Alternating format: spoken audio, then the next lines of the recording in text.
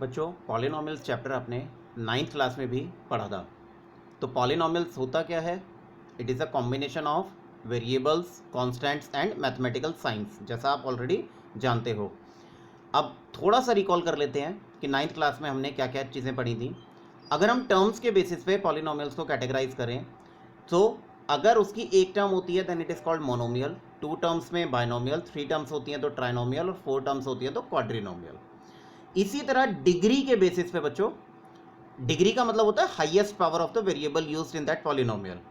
तो अगर डिग्री 1 होती है then it is called linear polynomial, degree 2 होती है क्वाड्रेटिक पॉलिनोमियल, डिग्री 3 होती है क्यूबिक पॉलिनोमियल और डिग्री 4 होती है तो बाय क्वाड्रेटिक पॉलिनोमियल।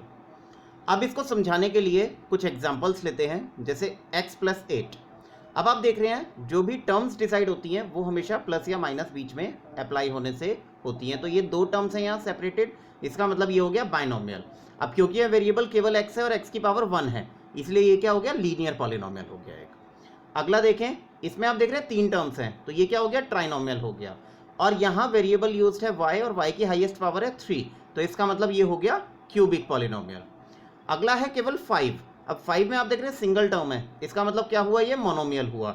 और इसमें आप देख रहे हैं कोई भी वेरिएबल यूज नहीं है, और जब कोई वेरिएबल यूज नहीं है इसका मतलब इसकी डिग्री क्या है? 0 है।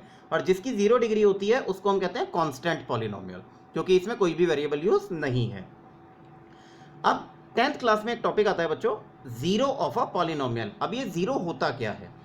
इन पॉलिनोमियल px, अगर px कोई पॉलिनोमियल है then a is called zero of px if pa is equal to 0।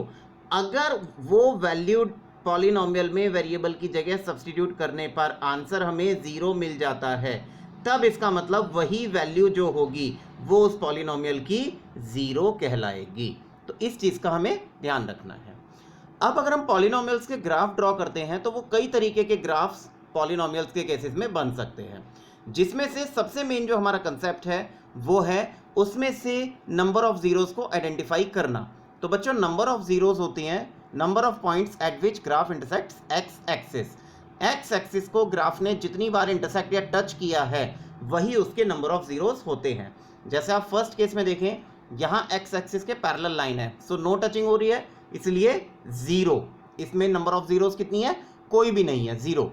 यहाँ अगर हम देखें 2 बार टच हो रहा है तो 2 जीरोस हैं, और यहाँ 1 2 3 4 तो 4 जीरोस हैं।